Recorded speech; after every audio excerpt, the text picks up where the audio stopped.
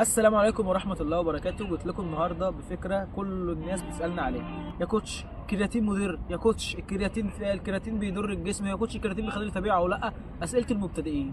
معظم الناس بتقول لك الكرياتين بيعمل اضرار والكرياتين ليه فوائد. طب يلا بينا نتكلم ونقول لك تاخد كرياتين او لا، وانت هتحكم في البداية. يلا بينا.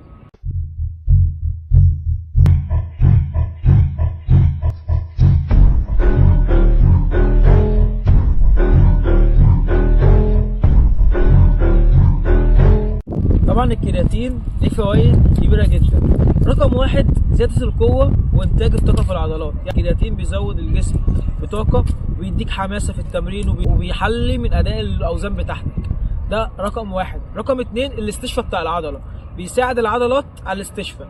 رقم ثلاثة، بيساعد الذاكرة بتاعتك، بينشطها وليه فوائد كتير على الذاكرة. ايه بقى اضرار الكرياتين؟ يلا بينا بقى نقول لك اضرار الكرياتين. الكرياتين ما هو الا ضرر واحد بس، اللي هو مثلا ممكن يعمل لك حصوه على الكلى. الحصوه على الكلى بسبب اللي انت بتاخد كرياتين وما بتشربش الميه. يا كوتش تنصحني ان انا اخد الكرياتين او لا؟ نصيحتي ليك، خد الكرياتين لو انت معتاد ان انت تاخد الكرياتين. طبعا تاخده. انا واحد من الناس باخد الكرياتين.